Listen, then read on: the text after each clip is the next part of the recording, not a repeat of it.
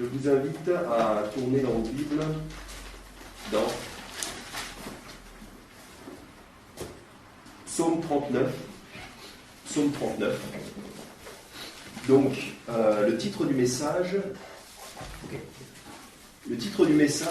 c'est « Mort trop tôt ». Mort trop tôt. Donc, nous allons étudier 3 cas dans la Bible, 3 histoires dans la Bible où des chrétiens sont morts jeunes et on pourrait penser qu'ils sont morts trop tôt. On pourrait se dire, ces personnes sont mortes trop tôt, c'est un âge trop jeune pour mourir. Donc nous allons étudier 3 cas et nous allons voir si nous pouvons en tirer des leçons. Nous allons voir les leçons que nous allons pouvoir apprendre de ces personnes qui sont mortes jeunes dans la Bible, des chrétiens qui sont morts jeunes.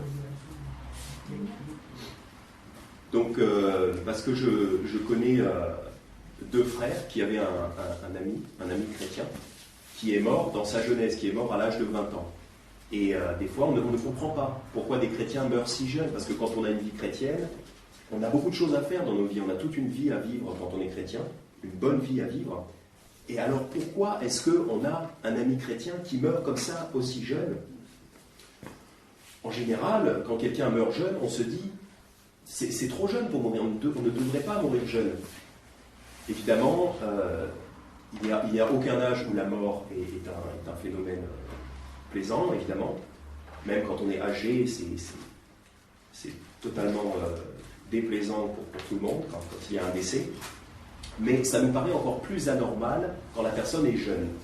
On se dit, c'est trop jeune pour mourir. Donc, Psaume 39, donc c'est au milieu de la Bible. Si vous ouvrez la Bible au milieu, il y a de bonnes chances de tomber dans le livre des psaumes. Psaume 39, versets 4 à 7. Psaume 39, versets 4 à 7. Mon cœur s'est échauffé au-dedans de moi, ma méditation s'est embrasée comme un feu, ma langue a parlé.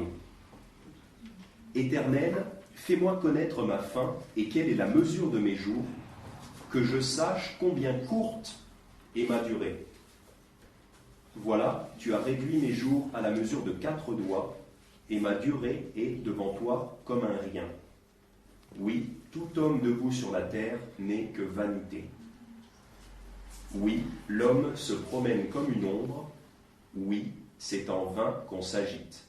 On amasse des biens et on ne sait qui les recueillera. Donc, ce que je veux noter ici dans ce psaume 39, c'est qu'au verset 5, il nous dit, fais-moi connaître ma fin et quelle est la mesure de mes jours, que je sache combien courte est ma durée. Donc, en fait, c'est une prière que l'on fait à Dieu pour se souvenir à quel point notre vie est courte et fragile. Au verset 6, voilà, tu as réduit mes jours à la mesure de 4 doigts, et ma durée est devant toi comme un rien. Oui, tout homme debout sur la terre n'est que vanité. Donc, en fait, tout ça, c'est pour nous rappeler que notre durée de vie, notre durée de vie est très courte. Donc, même si on meurt jeune, si on meurt vieux, dans tous les cas, c'est très court. Du point de vue de Dieu, c'est très court, c'est une vapeur. D'ailleurs, la Bible nous dit, en Jacques chapitre 4, verset 14, Jacques chapitre 4, verset 14, « Or, vous ne savez pas ce qu'il en sera de demain, car qu'est-ce que votre vie ?» Pour l'interrogation, qu'est-ce que votre vie? Ce n'est qu'une vapeur qui paraît pour peu de temps et qui s'évanouit ensuite. Donc Dieu nous rappelle que notre vie est fragile, notre vie est courte, ce n'est qu'une vapeur. Donc, il ne faut pas non plus s'étonner que la vie humaine nous paraisse si fragile, c'est tout à fait normal. Néanmoins, quand une personne meurt jeune, quand un chrétien meurt jeune, cela nous choque. Cela est choquant et nous nous disons c'est d'autant plus triste que la personne était plus jeune. Donc c'est des gens qui sont morts trop tôt, on va dire. Donc on va étudier 3 cas, 3 personnes dans la Bible qui sont mortes trop tôt et on va voir quelles leçons on peut en tirer. Donc premier cas, c'est dans 2 Rois chapitre 4. 2 Rois chapitre 4. Donc Ancien Testament, on a Genèse, Exode, Lévitique, Nombre, Deutéronome, Josué, Juge, 1 et 2 Samuel, 1 roi, 2 rois. 2 rois. 2 rois, chapitre 4. Vous n'avez peut-être pas la même édition. 2 rois.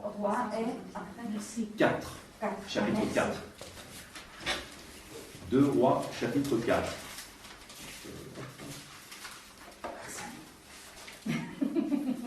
Verset 8. 2 rois, chapitre 4, verset 8. Donc là, c'est une personne qui va mourir jeune, comme ça, enfant. On va voir ça. Alors, je lis. 2 rois, chapitre 4, verset 8. Et il arriva un jour qu'Élisée passa à Sunem, donc c'est une ville, et il y avait là une femme riche qui le retint à manger le pain chez elle. Et toutes les fois qu'il passait, il entrait là pour y manger le pain. Et elle dit à son mari, « Voici, je reconnais que cet homme qui passe toujours chez nous est un saint homme de Dieu. Faisons, je te prie, une petite chambre haute, et mettons-lui là un lit, une table, un siège et un chandelier.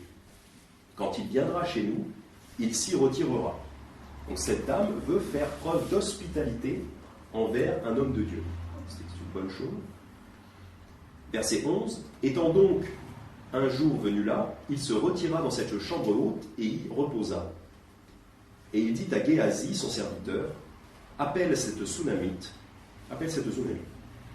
Géasi l'appela et elle se présenta devant lui.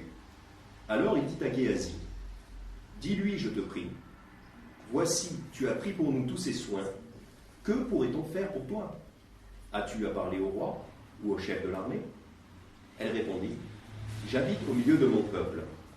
Il dit donc, que faire pour elle? Donc elle ne veut pas nécessairement parler au roi ou au chef de l'armée. Donc, que faire pour elle? Que faire pour récompenser cette dame qui fait du bien, donc qui fait preuve d'hospitalité envers l'homme de Dieu? Que faire pour elle? Et Géasi répondit, mais elle n'a pas de fils et son mari est vieux. Donc nous savons, la Bible nous le révèle, que les dames veulent avoir des enfants. C'est naturel, c'est biologique. Les femmes aiment avoir des enfants et veulent avoir des enfants. Et d'ailleurs, dans la Bible, souvent, les femmes sont tristes quand elles n'ont pas d'enfants. Donc là, il voit que cette dame n'a pas d'enfant. Alors, verset 15, alors il dit, appelle-la, et il l'appela, et elle se présenta à la porte. Et il lui dit, l'année qui vient, en cette même saison, tu embrasseras un fils. Donc, tu obtiendras un fils. Et elle répondit, non, mon Seigneur, homme de Dieu, ne mens point à ta servante. En fait, au fond de son cœur, elle veut un fils, et on lui promet un fils, on lui promet que par miracle, Dieu va lui donner un fils. Et elle n'ose pas croire à ça, parce qu'elle espère tellement avoir un fils qu'elle ne veut pas être déçue. Elle ne veut pas être déçue, donc elle n'ose même pas croire à cette chose joyeuse qui est pour elle. Elle n'ose pas croire à ça. Elle dit, non, mon Seigneur, homme de Dieu, ne mens point à ta servante, parce qu'elle ne veut pas que son cœur soit brisé si jamais elle était déçue. Verset 17. Or, cette femme conçut et enfanta un fils 1 an après, dans la même saison, comme Élisée le lui avait dit. Donc, le prophète de Dieu a fait une promesse, et Dieu a fait un miracle, et a donné un fils à cette femme qui n'osait même pas y croire, mais on lui a donné un fils. Donc, le fils tant désiré arrive, la dame est probablement extrêmement réjouie. Verset 18.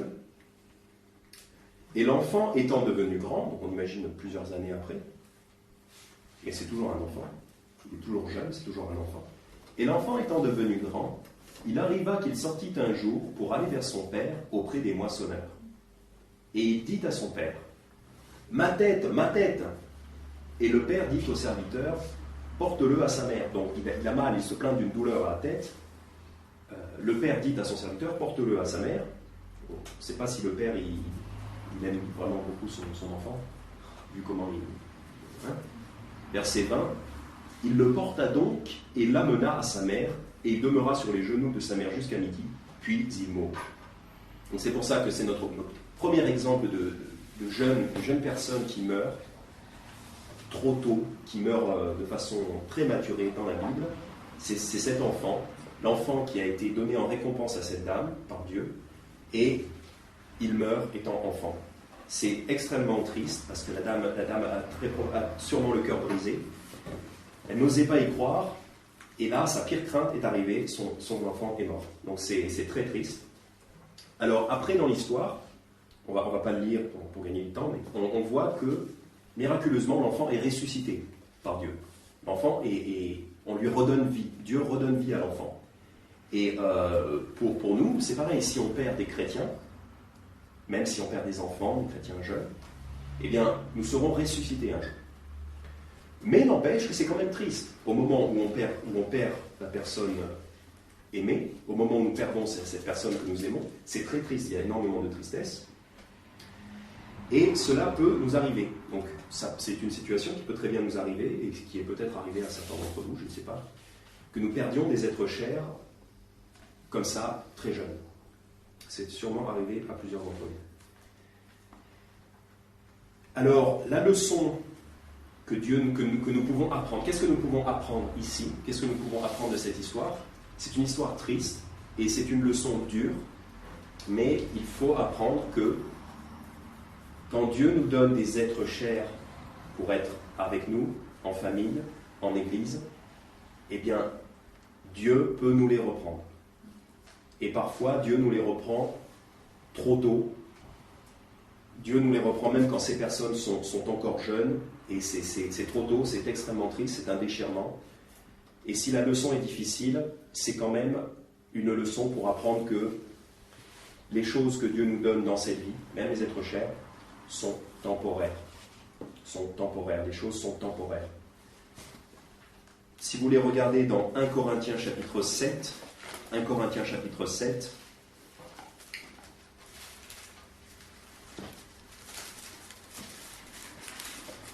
donc là c'est un exemple extrême, hein. Il meurt, il est enfant. Donc c'est beaucoup plus triste parce qu'il est enfant. Mais nous perdons des personnes âgées, nous perdons des frères et sœurs. Il faut que nous apprenions que toutes les relations que nous avons dans nos vies, tous les êtres que nous aimons, sont avec nous de façon temporaire dans ce monde. Si ce sont des personnes sauvées, si ce sont des chrétiens, ils seront avec nous pour l'éternité avec Dieu. Mais dans cette vie, il faut que nous nous souvenions que nos êtres chers sont temporaires.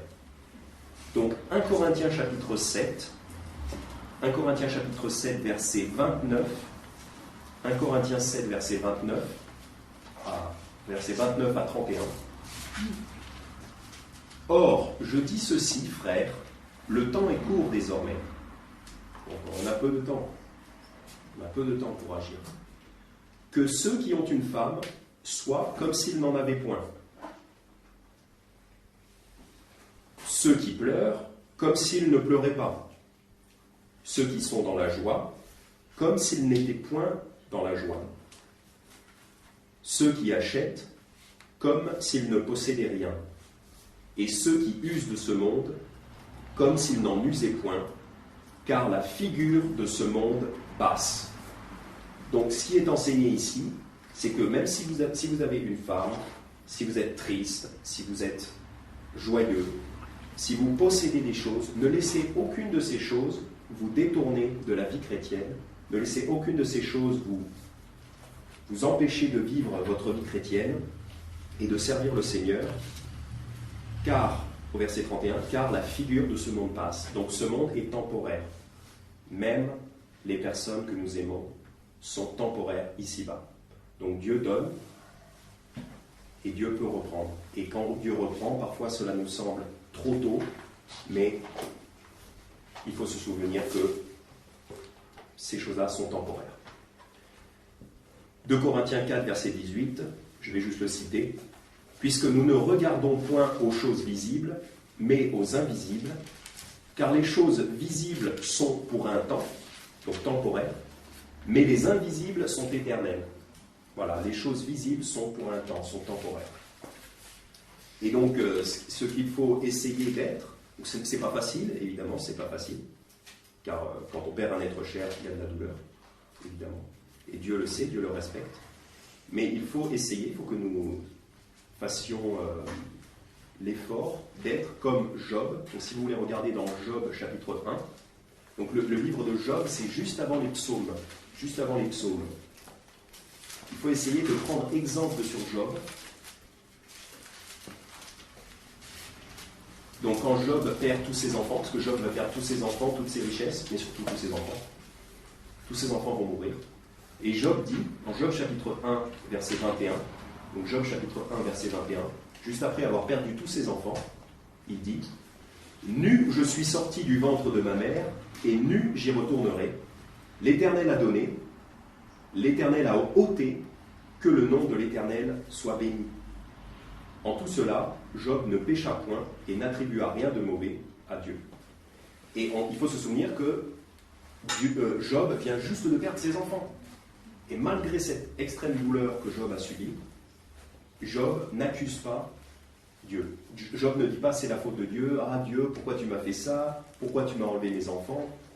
Même s'il est très triste, il n'accuse pas Dieu de lui avoir enlevé ses enfants. Et il dit, voilà, au verset 21, l'Éternel a donné, donc même mes enfants, l'Éternel m'a donné des enfants, l'Éternel a donné, l'Éternel a ôté, donc l'Éternel a repris ses enfants. Que le nom de l'Éternel soit béni, malgré ça. Leçon difficile, mais c'est la première leçon qu'on peut apprendre de cette mort prématurée. Deuxième cas que nous allons regarder, donc cette fois on va regarder dans 1 Roi, chapitre 14. Donc 1 Roi, tout à l'heure on était dans 2 Rois. Donc si vous voulez regarder dans 1 Roi, chapitre 14, 1 Roi, chapitre 14,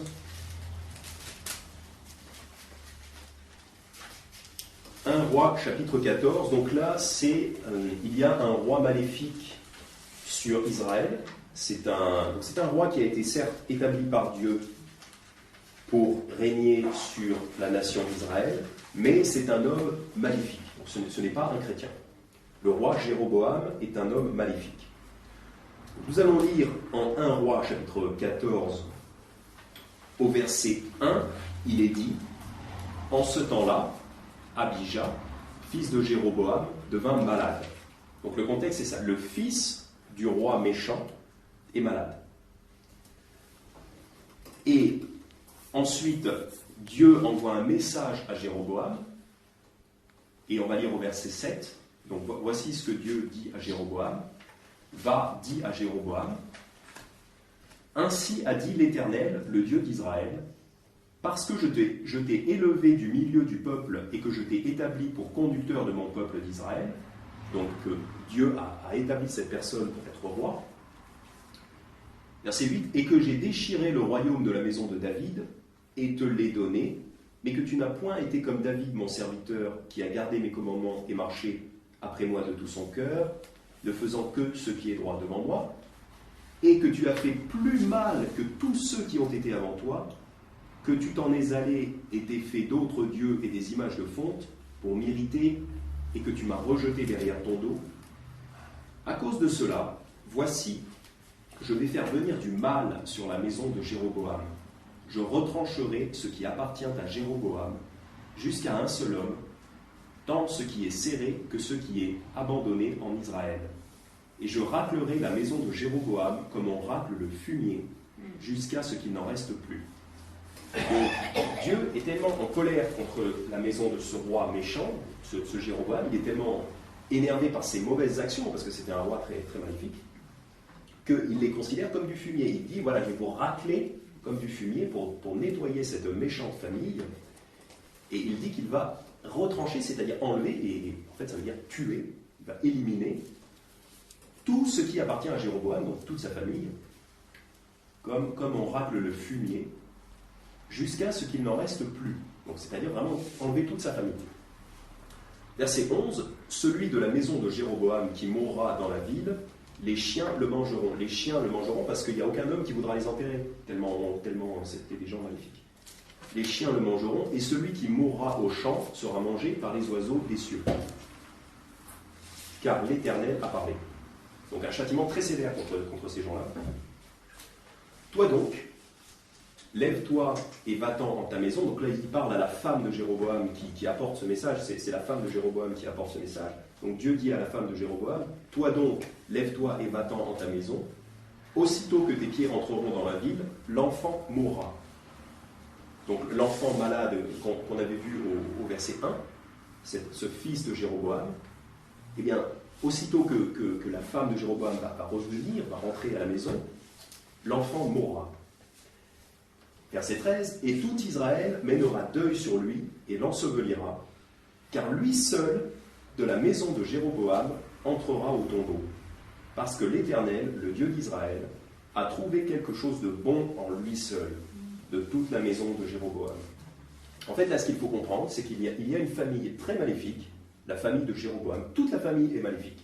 Les enfants, les parents, toute la famille est maléfique, sauf ce fils, Abijah, qui est malade. Et l'Éternel Dieu va éliminer toute cette famille, sauf cet enfant. En fait, cet enfant ne sera pas éliminé par Dieu, mais cet enfant va mourir plus tôt, va mourir de sa maladie, et il sera enseveli au tombeau. Pourquoi ? Parce que l'Éternel, le Dieu d'Israël, a trouvé quelque chose de bon en lui seul, de toute la maison de Jéroboam. En fait, c'est le seul de la famille qui est sauvé. Même si c'est dans l'Ancien Testament, donc ce n'est pas dit directement, mais il est dit que Dieu a trouvé quelque chose de bon en cette personne, en cet enfant. Et pour que Dieu trouve quelque chose de bon en quelqu'un, il faut que cette personne soit pardonnée par Jésus-Christ. Sinon, il n'y a rien de bon en une personne. Il faut que la personne soit sauvée pour que Dieu puisse trouver quelque chose de bon en cette personne. Donc cet enfant est sauvé. C'est pour ça que Dieu lui fait miséricorde quelque part. Donc cette mort prématurée, cette mort d'enfant, même si on peut voir ça, on se dit, bon, c'est triste qu'un enfant meure, mais c'est une façon que Dieu a de faire miséricorde à cet enfant, car tout le reste de la famille va être éliminé. En fait, cet enfant est quelque part, sa mort, quelque part, le sauve de subir le même sort que tout le reste de sa famille méchante. En Ésaïe 57, si vous voulez regarder Ésaïe 57, Ésaïe chapitre 57,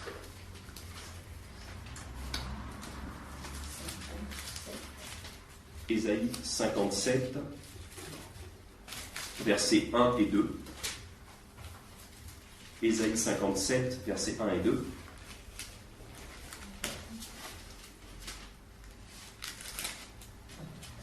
Ésaïe 57, versets 1 et 2.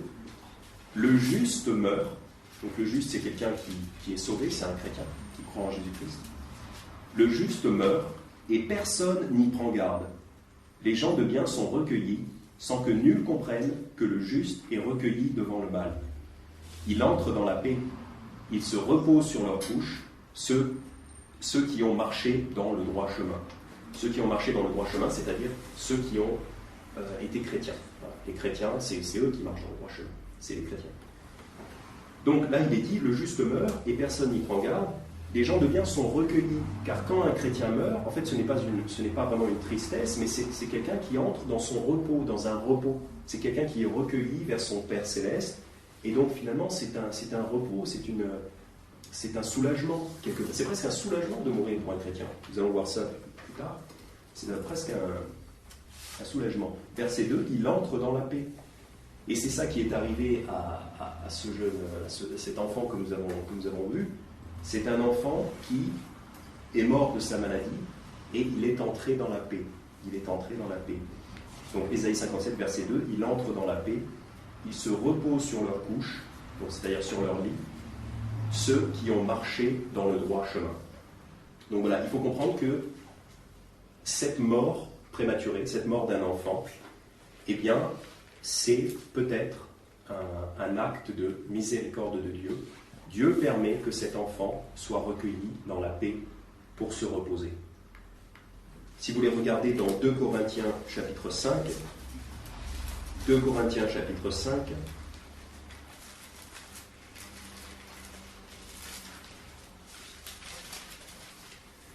sinon soit il aurait vécu toute sa vie dans une famille qui déteste Dieu, soit il aurait subi le même châtiment que tout le reste de sa famille. Donc, les deux solutions n'étaient pas... Et là, il meurt, il est recueilli pour être dans le repos. 2 Corinthiens chapitre 5, verset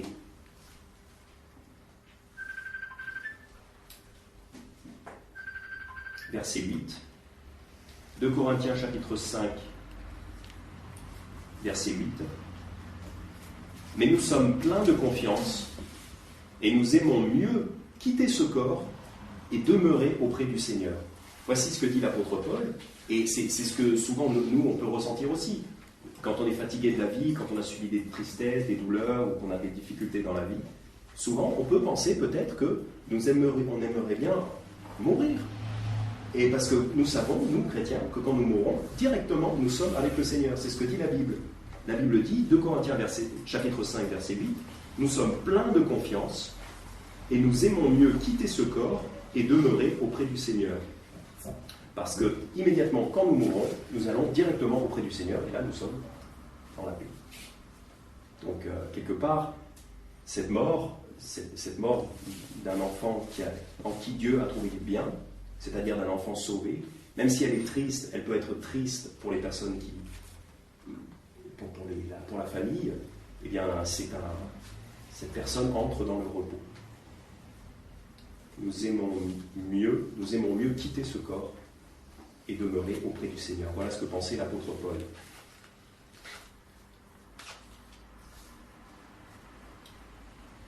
Donc, voilà, évidemment, il y a la tristesse. La tristesse est toujours là si on perd un être cher.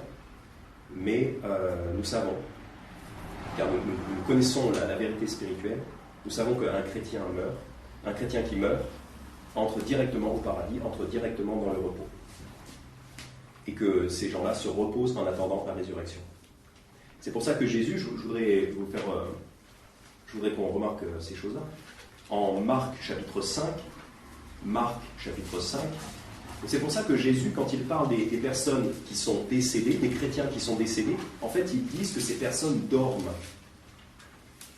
Et Jésus va dire des personnes qui sont décédées que ces personnes dorment. Parce que les personnes qui sont décédées en croyant en Jésus, eh bien, ces personnes ne sont pas vraiment mortes, elles dorment, elles se reposent en attendant la résurrection. 998. Marc chapitre 5. Vous avez la même numérotation.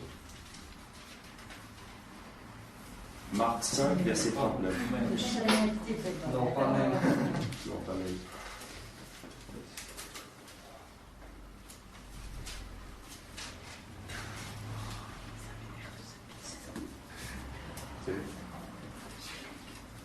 Donc, Marc chapitre 5, verset 39. Donc, il y a une jeune fille qui est. Donc, elle est morte. Nous on la verrait, elle est morte. Elle ne respire plus. Voilà, on dirait elle est morte. Mais elle croyait en Christ. Et son père va vers Jésus pour que Jésus fasse un miracle et lui redonne la vie. Ce qui est normal, puisque Jésus fait ces choses-là. Donc, Jésus entre dans la pièce où la jeune fille est couchée donc, sur un lit, donc nous on dirait qu'elle est morte. Verset 39, Marc chapitre 5, verset 39, et étant entré, il leur dit, « Pourquoi faites-vous ce bruit et pourquoi pleurez-vous? L'enfant n'est pas morte, mais elle dort. » Et pourtant, elle est morte. Et nous, on dirait qu'elle est morte. Et quelque part, physiquement, elle est morte. Mais Jésus voit le côté spirituel, et Jésus sait que cette personne-là est vivante, puisque son esprit est vivant, c'était une croyante en Jésus-Christ, même si c'était une enfant qui croyait en Jésus-Christ.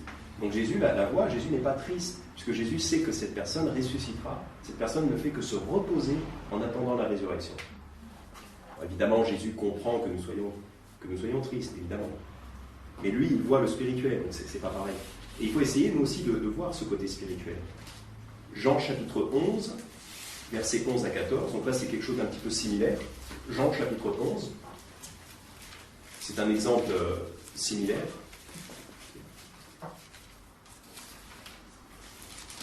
Donc après Marc, vous avez Luc, après vous avez Jean. Jean chapitre 11, versets 11 à 14. Donc là cette fois c'est l'ami de Jésus, son ami Lazare, qui s'est endormi. En fait, nous on dirait qu'il est mort. Jean chapitre 11, verset 11. Il parla ainsi, et après il leur dit, Lazare, notre ami, dort, mais je vais l'éveiller. Voilà comment Jésus considère la mort d'un croyant. Pour Jésus, la mort d'un croyant, ce n'est pas une mort, c'est juste un sommeil. Et ensuite, Jésus vient et il nous réveille de ce sommeil. C'est la résurrection. Lazare, notre ami, dort, mais je vais l'éveiller, je vais le réveiller. Ses disciples lui dirent, Seigneur, s'il dort, il sera guéri. En fait, ils ne comprennent pas. Or, verset 13, or Jésus avait parlé de la mort de Lazare, mais ils crurent qu'il parlait du repos du sommeil. Alors Jésus leur dit ouvertement, Lazare est mort. Parce que quand Jésus dit Lazare dort, c'est parce que Jésus comprend que Lazare est mort physiquement, mais qu'en esprit, il est vivant. Qu'un jour, il va ressusciter. Mais comme ses disciples ne comprennent pas, Jésus est obligé de leur dire directement, il est mort, il est mort. Et ne vous inquiétez pas, je vais le réveiller. C'est comme s'il dormait. Voilà. Donc c'était le deuxième exemple, le deuxième point, le deuxième exemple d'une personne qui meurt jeune, un enfant qui meurt jeune. Eh bien, si c'est un enfant qui croyait en Jésus, cet enfant se repose en attendant la résurrection.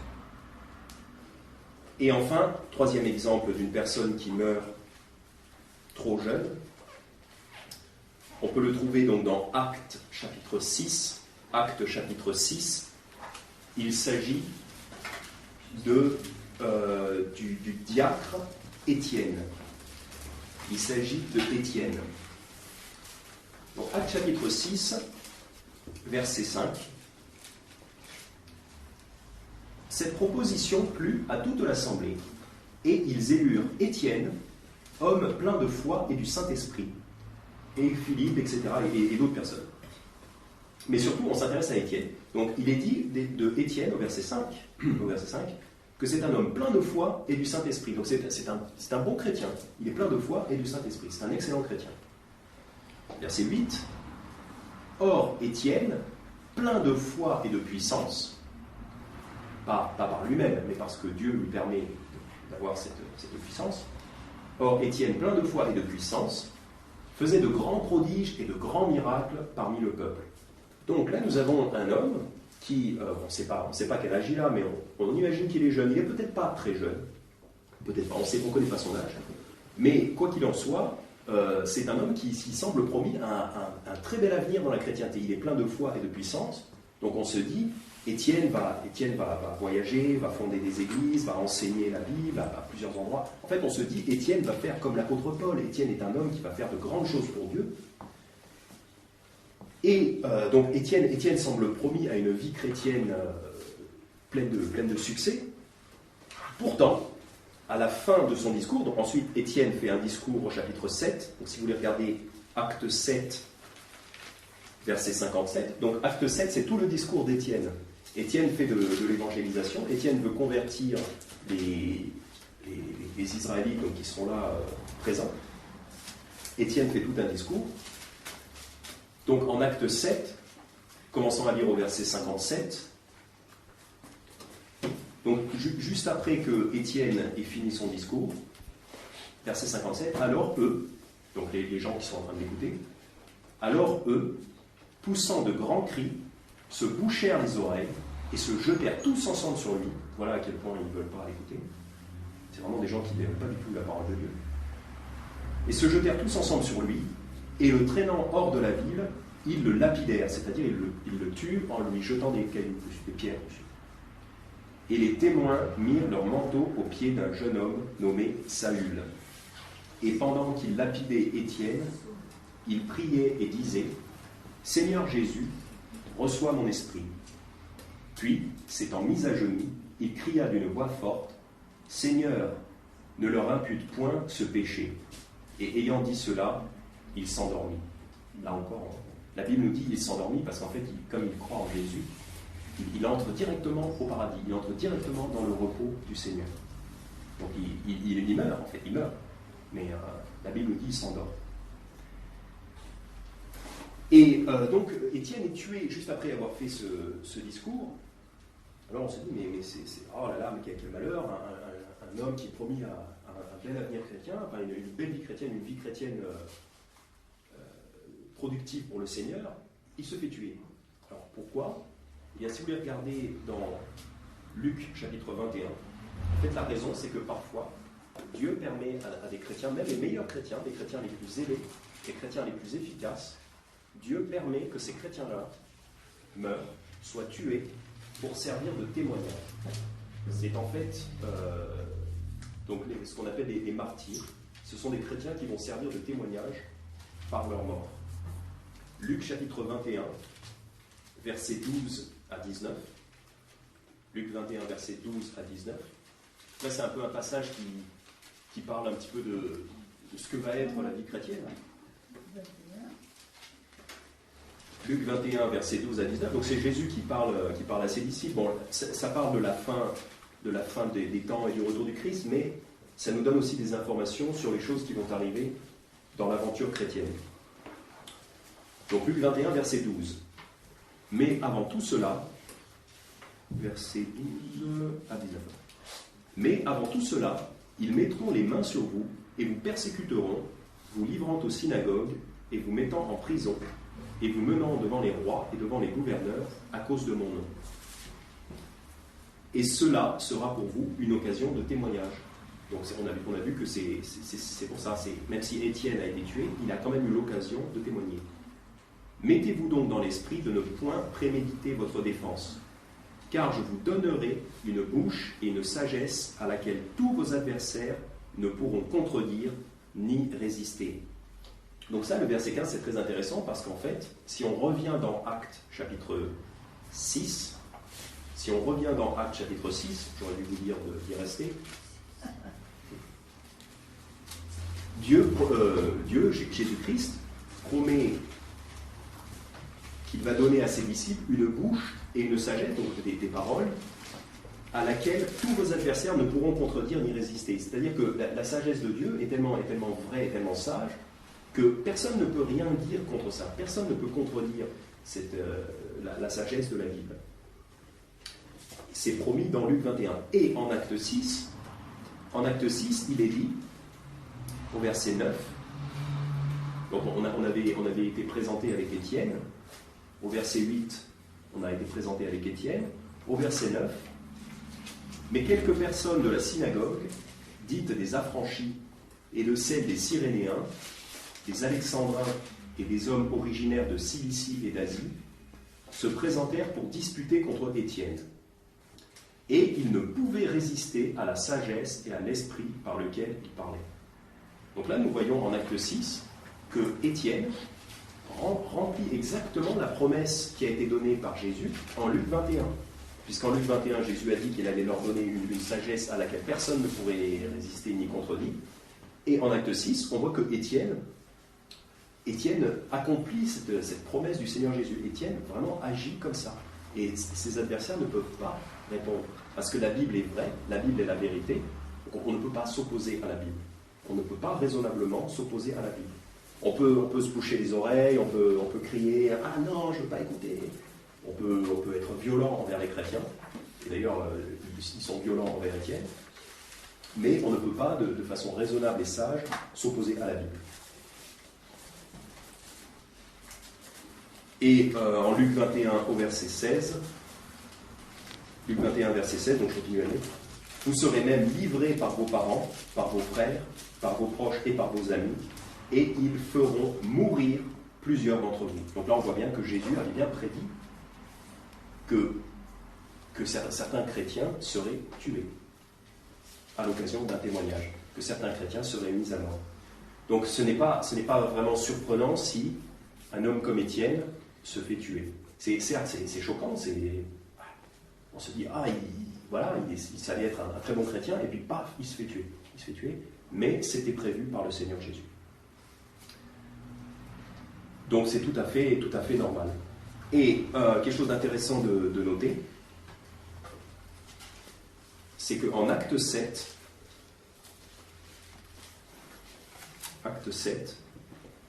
au verset 58, donc on a lu, Acte 7, verset 58, et le traînant hors de la ville, ils le lapidèrent, donc ils tuent Étienne se fait tuer, et les témoins mirent leur manteau aux pieds d'un jeune homme nommé Saül. C'est très important, c'est très intéressant de noter que Saül était présent pour assister à la mort de Étienne. Et au chapitre 8, au verset 1, il est dit « Or, Saül avait consenti à sa mort ». Donc Saül était un témoin, était un spectateur de la mise à mort de Étienne.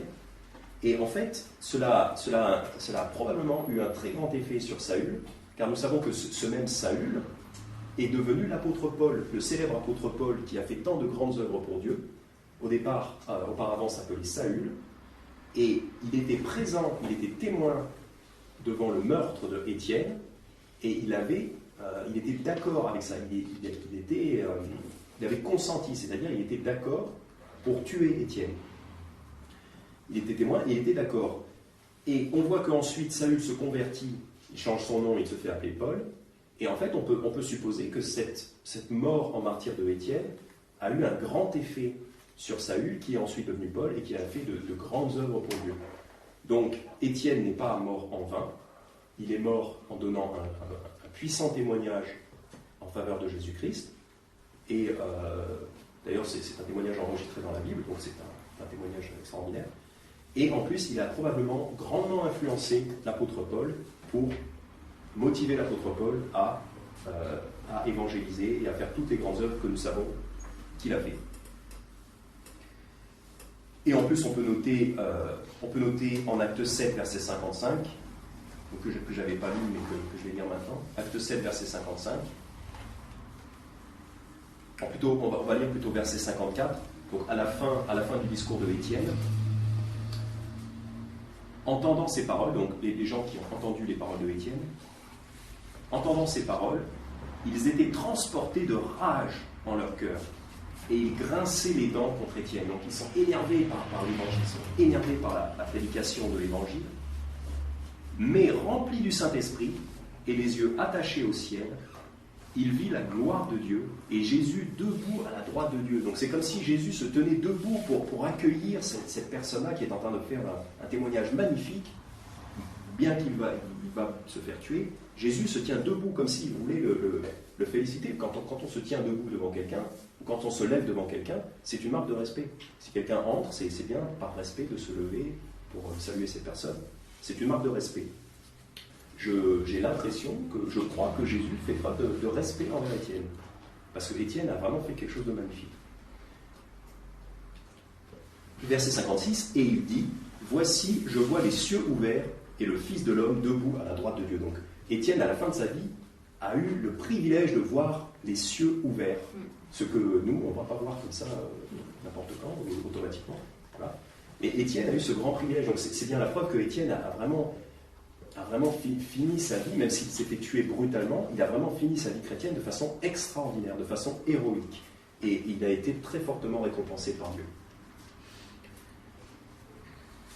Donc Étienne, en fait, même si il est mort donc, de façon prématurée, il est mort trop tôt, on pourrait penser qu'il est mort trop tôt, eh bien c'était une mort de chrétien vraiment accomplie. Voilà, c'était un chrétien accompli, et Étienne est au paradis. Il est très certainement, je suppose que Étienne est au plus haut au paradis. Dans les récompenses du Seigneur, Étienne est très très fortement récompensé. Car nous voyons tout ce qu'il a fait pour nous. Et le zèle qu'il a transmis à l'apôtre Paul, donc Étienne n'est pas du tout mort pour rien. On peut voir le zèle qu'il a transmis à l'apôtre Paul en Philippiens chapitre 1. Philippiens chapitre 1. Donc on a vu que Paul était témoin de ce meurtre.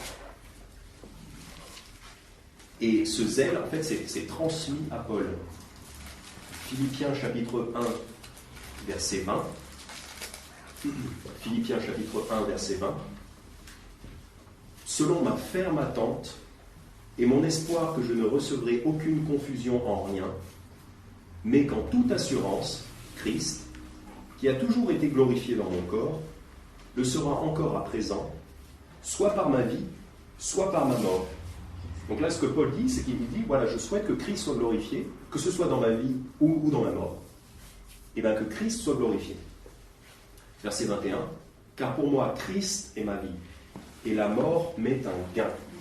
Paul dit, pour moi, vivre, c'est Christ. Toute ma vie est centrée autour de Christ. Toute ma vie tourne autour de Christ. Et la mort m'est un gain. Pour moi, mourir, c'est gagner. Parce que je vais auprès de Dieu quand je meurs. Voilà ce que disait Paul. Et ce zèle s'est transmis à lui. Probablement que la mort de Étienne a eu un effet sur le zèle de l'apôtre Paul. Voilà. Donc, en conclusion, on a vu trois cas différents donc de personnes qui vont mourir trop tôt. Donc, des enfants, 2 enfants et puis Paul. C'est pas forcément, ça n'explique pas forcément tout. Hein. Évidemment, je n'explique pas forcément tout dans ce message. Hein. Il peut y avoir d'autres raisons. Voilà. Mais les leçons que nous pouvons en tirer, c'est que, premièrement, il faut se souvenir que les êtres chers que Dieu nous donne dans cette vie sont temporaires. Même si c'est une leçon difficile, les êtres chers que Dieu nous donne dans cette vie sont temporaires. Si ce sont des chrétiens, nous les retrouverons au paradis, mais dans cette vie, ils sont temporaires. Deuxième leçon que nous pouvons apprendre, c'est que mourir pour un chrétien, ce n'est pas une chose si triste que ça. C'est plus triste pour ceux qui restent que pour ceux qui partent. Parce que Dieu nous dit, nous savons, nous croyons et nous savons, que quand nous mourrons en Jésus-Christ, nous ne faisons que nous endormir dans la paix et dans le repos, dans l'attente de la résurrection. Et enfin, dernière leçon, certains chrétiens peuvent être tués en martyr ou mourir trop tôt, mourir jeune, mais quand même, comme Étienne, avoir vécu une vie chrétienne complète et efficace. Donc voilà, ce n'est pas parce qu'un chrétien meurt jeune qu'il n'a pas pu vivre une vie chrétienne pleine et efficace.